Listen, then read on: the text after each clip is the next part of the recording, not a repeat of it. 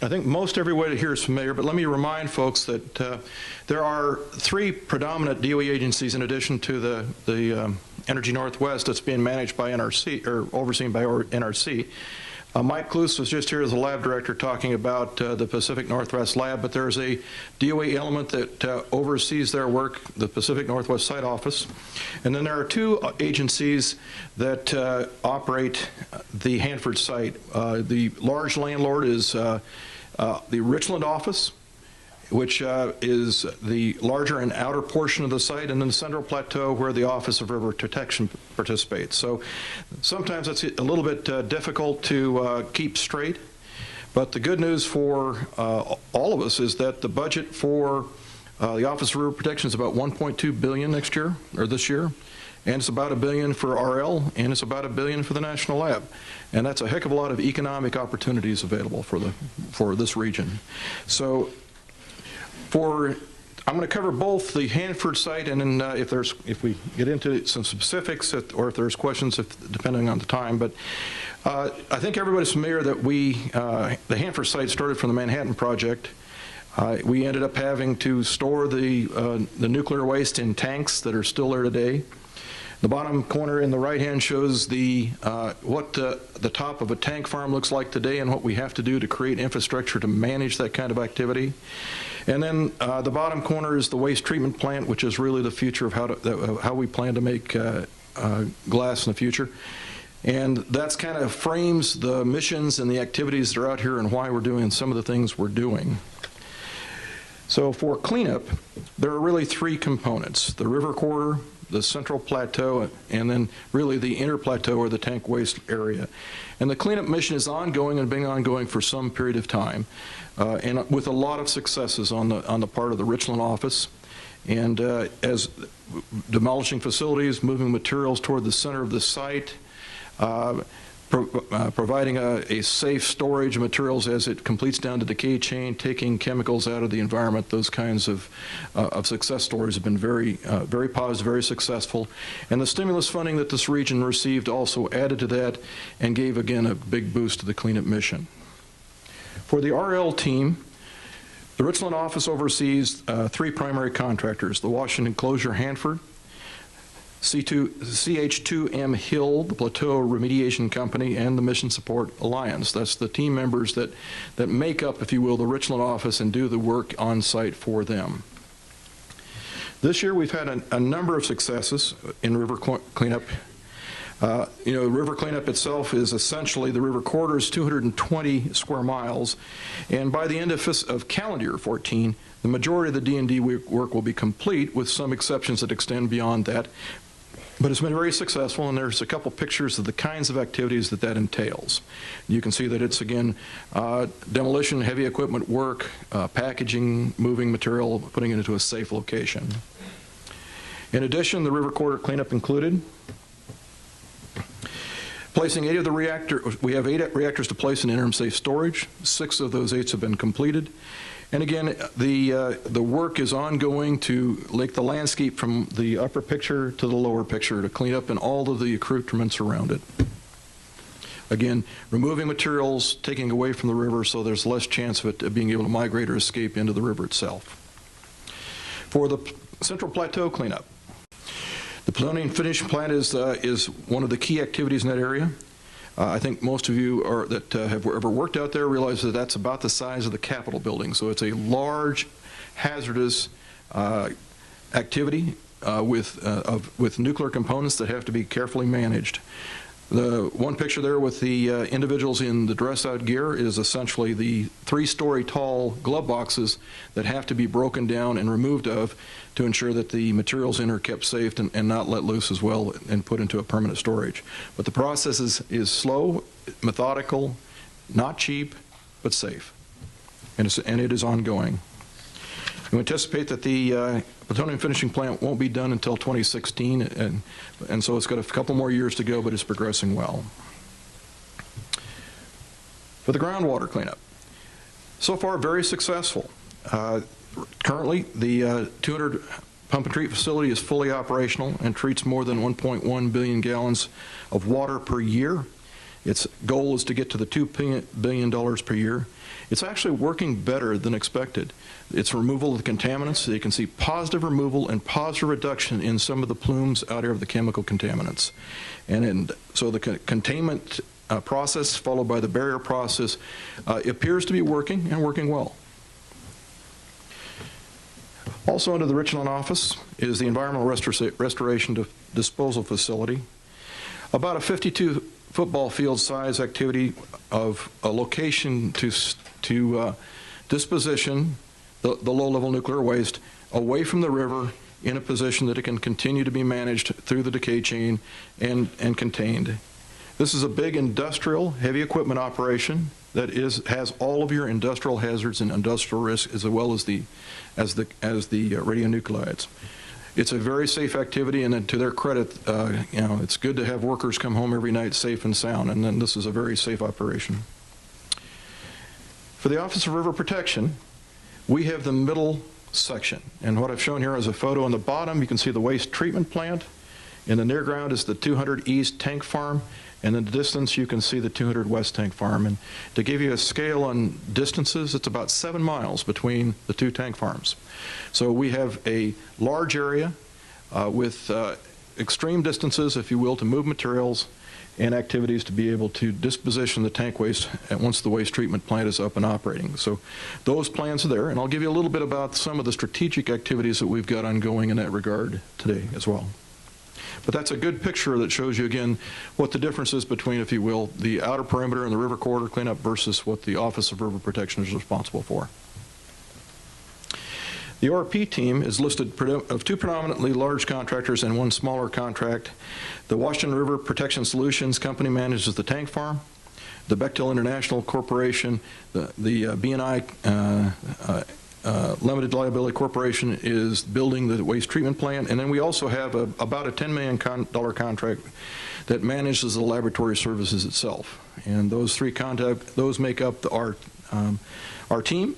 For those that follow our trade, the one system thing in the very center of the little diagram is the program that we're using to bridge the gap between the tank farms and operation of WTP. And so that'll become very prime as we get closer to operation of the waste treatment plant, that you'll see that take a more prominent role in activities, in commissioning, in startup, turnover, operation of the facilities. And as Mike Kloos mentioned in his presentation, it'll also include a far broader role for the national laboratories that in the future as well. So to give you a picture of what a tank farm looks up close, this is the infrastructure that had to be put in place in order to retrieve and manage the nuclear components. And so nothing is really ever easy when you work with tanks underground. It has to, all the above ground infrastructure has to be put in place, all the breathing apparatus, the protective equipment, the radiation monitors. Remember, these tanks were put 15 feet below ground with only a couple portals to be to the surface. Some of them are as little as 4 inches, some of them are as typically only 12 inches. So whatever we do down in the tank has to go down a tube of about 12 inches in size, unfold and then operate like a little transformer your kids would play with. And that's how the waste is managed and collected and then processed and then, if you will, pumped back out to the surface and put into, right now, double shell tanks. This is the C farm that's currently under retrieval. And its activity has been quite well this year. The cut in C105 and then the 110 tank has been completely retrieved, and we have a nice panoramic photo that we can share as well of that. The waste treatment plant is where they'll be made into glass. These are the facilities ongoing under construction.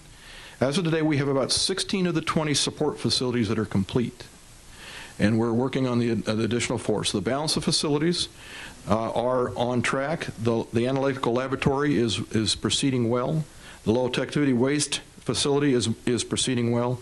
Pretreatment and high-level waste are both in a holding pattern, waiting for the resolution of the technical issues that we can stand behind, because we have to have the facilities safe So there's no chance in having any kind of environmental or public impact. And those analytical activities are ongoing. We're hoping to make a decision on high-level waste to resume production engineering next month, and then construction sometime in the next perhaps year, depending on how fast we can completely resolve the technical issues. Pretreatment is a little bit behind that, but we are on track to solve those technical issues. For all of Hanford, what I did here is list the contracts and the contract values and when the contracts were established. I think if you look in the lower block, I think you can see the dollar value of the various contracts and how that impacts, if you will, the region when they're awarded and what type of contract those are. Remember again that there are all kinds of goals and opportunities for those companies, both where they're small business, 8A, set-aside activities that are opportunities for this community to compete for. We have contracts of varying degrees that come available all year long, and that it's the teaming arrangements, the planning. One of the things I did with one of the companies that was out fishing for work is I told them, you know, a national laboratory or university are great partners in this because they're regional. But also there's businesses locally that have opportunities to create partnerships to compete for this work as well, or directly compete for it. So all kinds of subcontracts and procurements go with this. So where are we for the year? And I think, I don't remember, I think Mike Luce mentioned it was a very difficult, turbulent year budget-wise, but we now have an omnibus. But we just went through a continuing resolution in 13, followed by another continuing resolution. We went through a sequestration, government shutdown, and that has caused a lot of turbulence in our budget and execution of their budget. And you can see that in the dollar value differences between the two organizations here, and even more so on this slide when you start talking about the economic impact. You can see that the small businesses took the brunt of that kind of hit, because as you slow down procurements, as you try to maintain your workforce, small businesses impacted. Fortunately, we did receive the President's budget, and we are now in a process of being able to restore the procurements and restore the activities that we had put on hold for quite some time. So as I look out and trying to give a forecast, we find ourselves for the first time, hopefully, in a stabilized situation that we can look at in the long term, that we can be predictable for the community, we can be predictable for you that would like to bid and look for work, and predictable for our workforces themselves so they can stabilize their lifestyle and be more confident living in the Tri-Cities. So I think we've reached a point in that regard. So as I look out in the future, this is the one of the system plans forecast on the budgets in the future. It's kind of small print. But you can see from 2013 out through the distance about as far as you can see, and till about 2090 on the chart in the far right-hand corner. That's when Michael gave up the lab director's role. But point being is that we have substantial investments here for at least the next 30-plus years that will clean up. That gives us time to make transitions. It gives us time to look ahead. It gives us time to be able to manage operations. But for you all, it's also an opportunity for work. So that's kind of the life cycle that we're looking at. Once we finish the tank disposition and put it into glass, then RL will pick up the remainder of it, the Richland office, and complete the cleanup work and go forward. So let me just talk about what is out there strategically for us in the river protection. We're going to have gradually increasing budgets as we proceed closer and closer to operations. We're actually working with the state, and we're working with the Secretary's staff on what the framework of how we'll proceed forward with business. And in that regard, we're looking at, okay, if we do stages, can we start up the plant in a series of steps? Can we start up some parts of it early? Can we work through and generate activities? We also have a couple of projects that have to be put together in the near term to be able to put the tank farm and mate the tank farm together with the waste treatment plant. So there'll be line item project work for that. There'll be subcontract work for that. And we also have a lot of opportunity for innovation and creativity. And one of the reasons I think, Mike Luce, I'm sorry I mentioned you, but you're right there with your crutch. I can't, you're just an eye magnet. is that we did some grand challenges trying to get the creativity of our workforce and our staff to be able to see what can be done. How can you save $100 million? I mean, how can you save $250 million? So we had a competition where the opportunity was the threshold. Your idea had to save $250 million or more to make the minimum threshold. And we actually had a lot of very good ideas come through. And we're in the process of now of, in the implementation phase of some of those great ideas, to help accelerate, to help improve, to help reduce the cost, to help make it more effective and get the cleanup done faster.